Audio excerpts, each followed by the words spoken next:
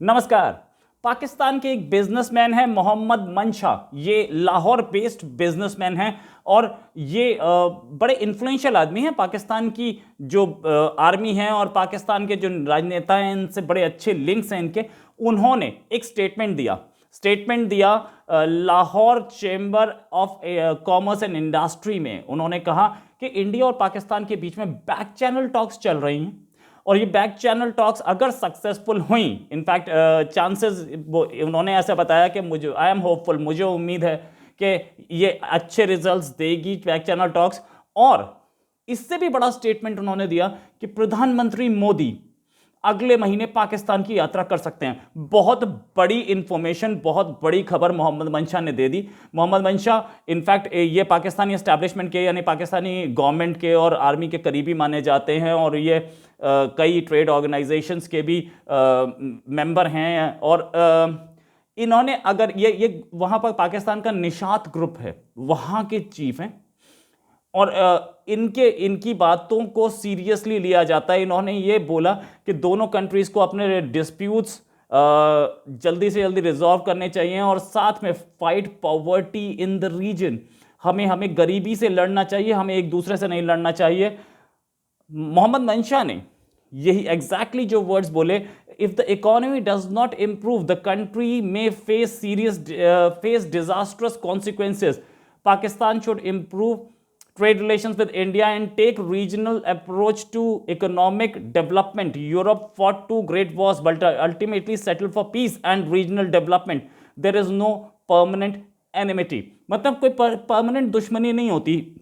Europe ने 2 लड़ाइयां लड़ी लेकिन इन द एंड वो शांति पे आ गए। यही बात मोहम्मद मंशा की जो है, ऐसी ही कुछ बात पाकिस्तान के नेशनल सिक्योरिटी एडवाइजर ने भी बोला कि हम पीस चाहते हैं इंडिया से, लेकिन इंडिया पे ओनस है कि इंडिया अब इस पीस को बढ़ावा दे। 2 स्टेटमेंट्स इकट्ठे। और ये स्टेटमेंट आया कब? जब पाकिस्तान के प्राइम मिनिस्टर चाइना के लिए रवाना हो रहे हैं, वो विंटर ओलंपिक्स पे, और वहां जाकर के लोन पे बात करेंगे और लोन के साथ साथ पाकिस्तान के प्राइम मिनिस्टर इस पे भी बात करेंगे कि पाकिस्तान में चाइना से इन्वेस्टमेंट कैसे आए। बड़ी चीज। 2 हमले भी हुए हैं बलूचिस्तान में, आर्मी पे 4 आर्मी के जवान मारे गए हैं उनके। ये इतनी सारी खबरें इकट्ठी हैं, लेकिन इसका इन्फ्रेंस क्या है? पहली चीज, जो 2 हमले हुए उनका ब्लेम इंडिया पे नहीं डाला गया। इससे पहले के कुछ हमलों के भी ब्लेम डायरेक्टली इंडिया पे नहीं आया।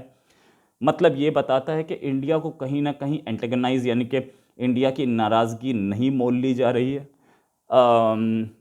एक नेशनल सिक्योरिटी पॉलिसी आई, उसमें बोला हम 100 साल तक इंडिया से अच्छे रिलेशंस चाहते हैं। दूसरी चीज।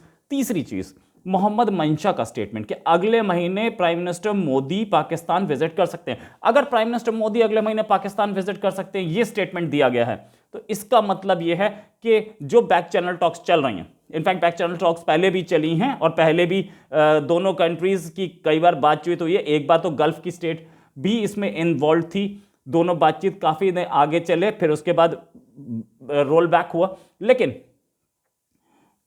उन बैक चैनल टॉक्स पे या हमारी बॉर्डर की जो टॉक्स हुई जिससे हमारा सीज फायर हुआ, और दूसरी चीज है ये मोहम्मद मंशा ने अगर ऐसा कुछ बोला है, और वो भी उसी दिन बोला है जिस दिन प्राइम मिनिस्टर पाकिस्तान के चाइना जा रहे हैं, उसी दिन बोला है, तो इसका मतलब मामला कुछ तो है, खबर में दम है। और ये बोला कि प्राइम मिनिस्टर मोदी आ रहे हैं, इसका मतलब टॉक्स पॉजिटिव जा रही हैं। तभी वो इतने कॉन्फिडेंस से बोल पा रहे हैं कि प्राइम मिनिस्टर मोदी का विजिट होगा अगले महीने। ये खबरें अभी तक इंडिया में भी किसी के पास नहीं थी। इंडियन एक्सटर्नल अफेयर्स मिनिस्ट्री इस पर रिएक्ट करेगी कि नहीं, मुझे नहीं पता, क्योंकि मोहम्मद मंशा के स्टेटमेंट पर तो रिएक्ट करने वाली नहीं है। चांसेस बहुत कम है, हो सकता है रिएक्ट भी करे, वो तो एक्सटर्नल अफेयर्स मिनिस्ट्री पर है। लेकिन नॉर्मली किसी एक रैंडम स्टेटमेंट पर नहीं, क्योंकि वो किसी एक उस पर नहीं है, किसी सरकारी ओहदे पर नहीं है, बिजनेसमैन है। लेकिन ये बिजनेसमैन जो होते हैं, इन लोगों को इनसाइड न्यूज़ होती है। और खासतौर से मोहम्मद मंशा का टेक्सटाइल्स का बिजनेस है।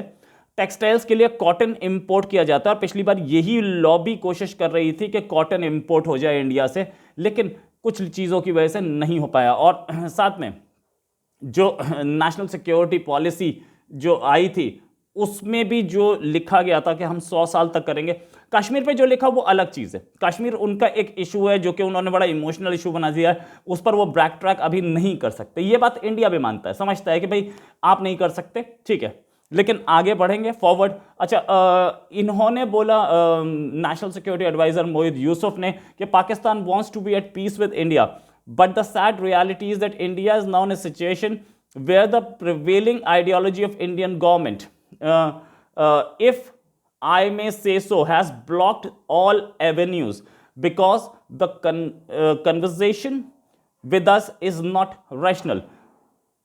उन्होंने भी ओनस डाला कि इंडिया से हूं, ठीक है, कहीं नेगेटिव नहीं हुआ कि हम बात नहीं करना चाह रहे, ऐसा नहीं बोला।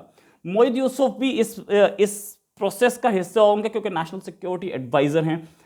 कहीं ना कहीं जैसे बोलते हैं ना, where there is smoke there is fire, तो कहीं ना कहीं कुछ ना कुछ जरूर होगा। प्राइम मिनिस्टर मोदी की विजिट की बात हो रही है, ये एक बड़ा इशू है कि मतलब प्राइम मिनिस्टर मोदी डायरेक्टली, पहले जो होता है सेक्रेटरी लेवल होता है बातचीत, फिर उसके बाद मिनिस्टर लेवल बातचीत होती है, फिर उसके बाद कोई लोअर लेवल पे विजिट होती हैं, फिर हायर लेवल पे विजिट होती हैं। इसका मतलब ये तो है कि कहीं ना कहीं कुछ ऐसी चीज हो रही है जिसका जो बहुत आगे एडवांस कर चुकी है लोअर लेवल पे, बैक चैनल टॉक्स पे। अगर ये बात सही है तो, अगर मोहम्मद मंशा ने बात सही बोली है, या हो सकता है कि आईएसआई के कहने पे या आर्मी के कहने पे ऐसा स्टेटमेंट दिया गया हो दुनिया को एश्योर करने के लिए कि हम बातचीत कर रहे हैं, ये भी हो सकता है। मैं इसको भी डिनाई नहीं करता, क्योंकि इस पे मेरे पास इंडिपेंडेंट खबर कोई नहीं है, इस पर मेरे पास अंदर की खबर कोई नहीं है कि अंदर की खबर मीन्स हो रहा है और कोई आदमी जानता है उस खबर को, मेरी उससे ऐसे किसी आदमी से बात नहीं हो पाई है। लेकिन अगर chamber of commerce and industry को स्टेटमेंट दिया गया है तो government generally chamber of commerce of industry को या chamber of commerce of industry को गलत स्टेटमेंट्स नहीं दिए जाते, क्योंकि हमारा गुडविल टिकी होती है, गवर्नमेंट की गुडविल टिकी होती है, उस पर गवर्नमेंट का पूरा भरोसा टिका होता है। और मंशा दे रहे हैं जिनके अच्छे लिंक्स हैं पाकिस्तानी गवर्नमेंट से, पाकिस्तानी आर्मी से, तो अगर वो ये बोल रहे हैं तो माना जाता है कि ये अंदर की कहीं की खबर लाए होंगे। खैर, मेरे पास जो खबर है उस हिसाब से बैक चैनल टॉक्स हुई तो कई बार थी। इनफैक्ट मेरे पास क्या है, ये सबके पास है, बैंकॉक में हुई थी हमारे नेशनल सिक्योरिटी एडवाइज़र और उनके नेशनल सिक्योरिटी एडवाइज़र की, फिर उसके बाद गल्फ से भी हमारी बातचीत चल रही थी, और हमारी जो cease fire suddenly all of a sudden दोनों ने बाहर आकर के सीज फायर वायलेशन बंद करने का ऐलान कर दिया था। तो ऐसी बैक चैनल टॉक्स हुई हैं और होने के बाद उनका फ्रूटफुल रिजल्ट भी हमने देखा है।